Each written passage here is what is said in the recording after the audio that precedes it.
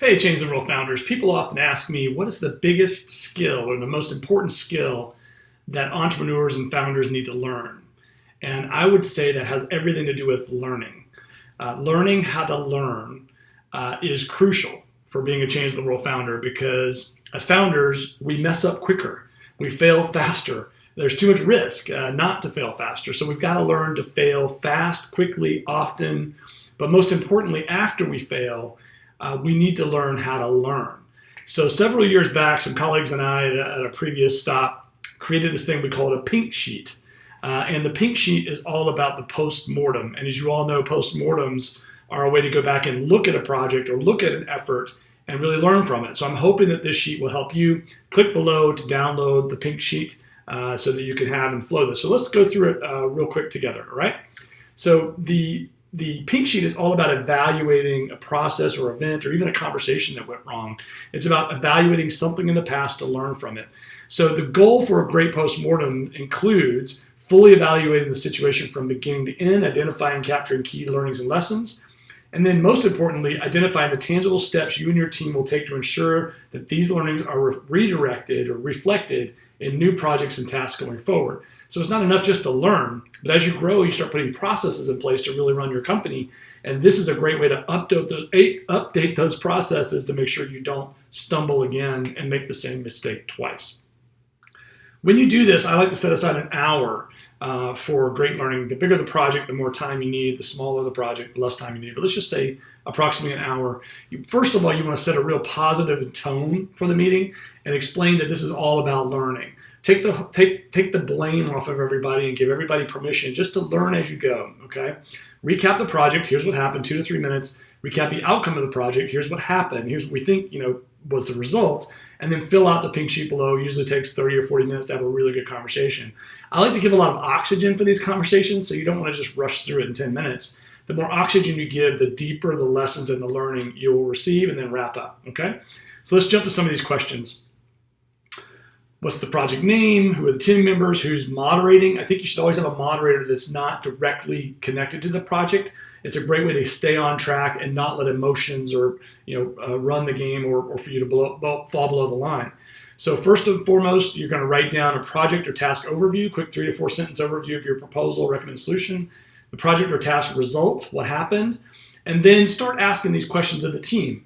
Are you proud of the finished deliverables? If yes, what made the finished deliverables great?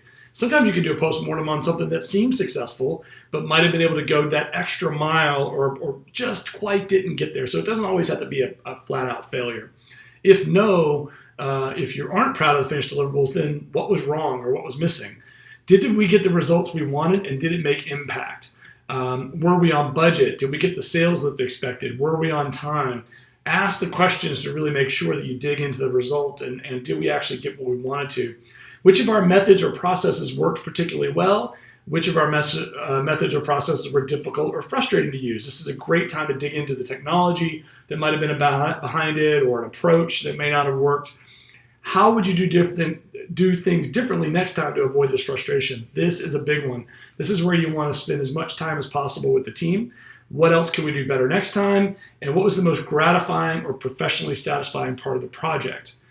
Personally, what really worked for people personally. This is a great time once the ball's rolling on the conversation and people are comfortable for you to go deep and get a personal aspect, which will really just make your learnings that much more valuable. And this is the critical one. How can we ensure that the lessons learned on this project or task get applied to the next similar situation? Let people brainstorm. Let people go crazy. What can we do to make sure that we have the checkoffs or the governance in place to make sure this doesn't happen again? I can tell you a quick story. One of the founders I was working with as a co-founder, and they were arguing about the depth of content in a particular piece. One wanted to go really deep and more specific. One wanted to keep it high level. Well, they picked a path, and the path that they picked, and I won't go into detail on that, didn't work out. And so I was coaching the founder who didn't get her way in this case.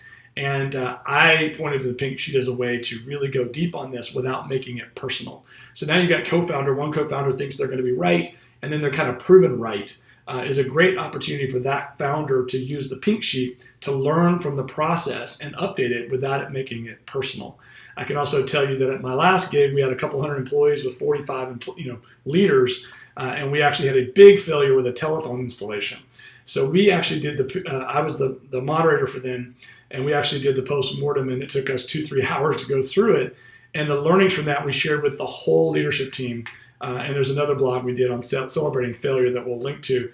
But we were able to celebrate and all take a piece of that failure together. But most importantly, we were all very interested in learning together on that. So learning is the most important skill that an entrepreneur needs to learn how to do. And I think the Pink Sheet is a wonderful tool for allowing that to happen. All right. Let me know how you learn. Respond. I always love to figure out new ways and methods. So let me know if this is helpful for you or if there's another way that you and your team do it. All right. Thanks so much, everyone.